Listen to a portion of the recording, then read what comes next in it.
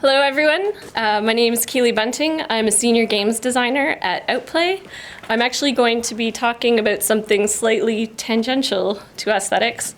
I'll be discussing how we direct player focus through art and design. So first of all, a bit about how our brains work. They have limits. There's only so much that we can pay attention to at any given time, and there's also only so much that we can process. So as a games designer, I need to think about what my player needs and really pick my battles about what information I provide to them and also what the things are that I draw their attention to. So the types of information that I need them to know are, what are the goals of the game? What are the rules? What are the things that can help them, like tools and resources? What are the threats that they need to be watching out for? Basically, how do they play and how do they win? And obviously, as a games designer, the most important thing is that my player has fun, but without this information, that can get in the way and make it harder for them to do so. In terms of things that I need them to notice, they need to know if suddenly the goals have changed, or are the rules now different? And where do I find those tools and resources that are helpful? And where is that monster that's going to eat me? I need to make sure that the player knows those, and also they need to know whether or not they have won, or if they've been successful, or in some cases if they haven't. So the way that game developers help players do this is by providing tutorials which teach them. We also have clues and nudges within our games. But overall, throughout the game experience, the most important thing for us to do is to make sure that the important information is the most salient. Salience is basically the quality of being noticeable and standing out from the other things around it. So for example, the kinds of things that I want to make sure are salient are the items of high importance. So things that are active, things that you can interact with, and things that change. The types of information that I'm happy to push back are items of low importance, things that are locked or that you can't interact with, things that are just generally not interactive, and things that are static. And so that could be things that are decorative, and so sometimes there's an interesting conflict there between the aesthetics and the functional needs.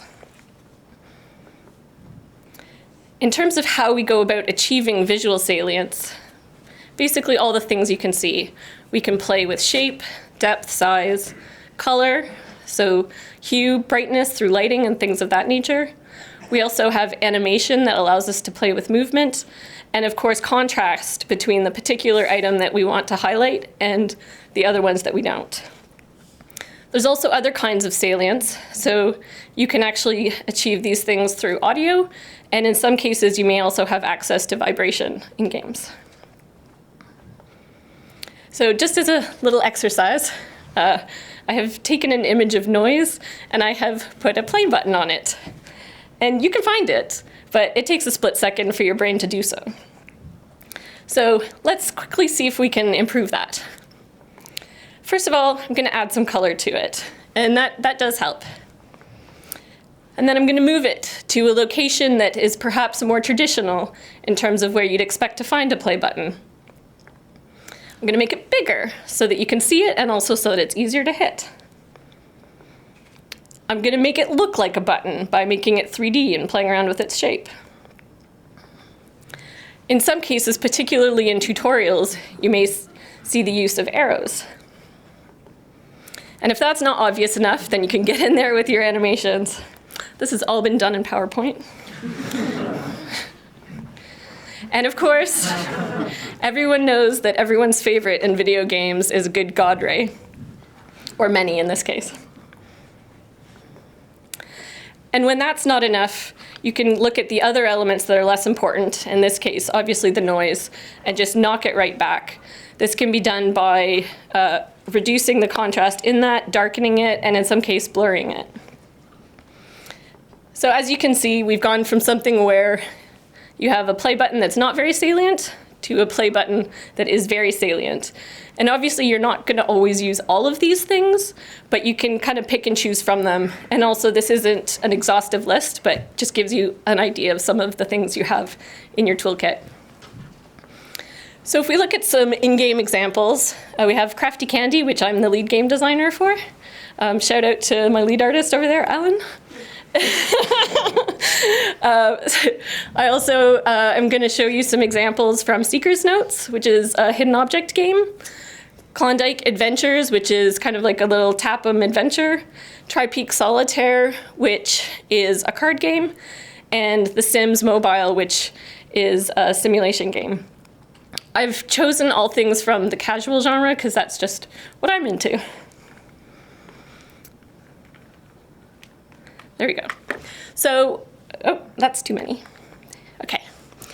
So, in terms of salience on gameplay screens, on the left you can see that the game board is the brightest and that the blue areas kind of sit back nicely against it. You have the goals at the top, and the characters are animated, but what's behind them is actually blurred and sits back. And the boosts, which are kind of the helpers in this case, are along the bottom, and they jump out as well. So that's very good. Good job, Alan. We have the hidden object game in the top middle. And what I really like about this example is that in this case, the main things that you're looking to click on are actually intentionally not salient, because the whole point is you want it to be difficult for the user to find them. And so you've got a very busy scene, everything's kind of a similar color scheme, and you actually do have to work quite hard to find the purse and the watermelon up on the top of the awning there in case anyone's struggling. But the buttons and the rest of the UI is all still quite salient and straightforward. So then if we go over to the Klondike Adventures, you can see that the resources that have come available since I last logged in have the nice little god rays going on about them. And so I can see that my cows have produced milk, and my geese, or whatever they are, have made a nice set of feathers for me. In the card game, you can see that the most salient thing is actually the numbers on the cards. And that's important because this is a game where you're trying to create a series, and the cards themselves, the front of the card is the bright part, and the back of the card, which obviously doesn't provide any helpful information, is darker and sits back nicely. So that's working pretty well. Then in The Sims over here, you have my character who has a career opportunity, which is highlighted by the star and the little arrow there. And so I know by looking at this quite quickly that if I'd like her to go and work in marketing, that she can go over there. Popups is also another great place. You'll notice right away, almost every single pop-up here has darkened the background. Right away, they're saying, look here in the middle, this is what matters. You also have the main button, which the designer is wanting you to press, is the biggest and the brightest. So you have the go to perks or the introduce yourself. All of those are nice and big and in a place where you'd expect to find such a thing. The close button, which in most cases is the less desirable option for the designer, is small and kind of out of the way.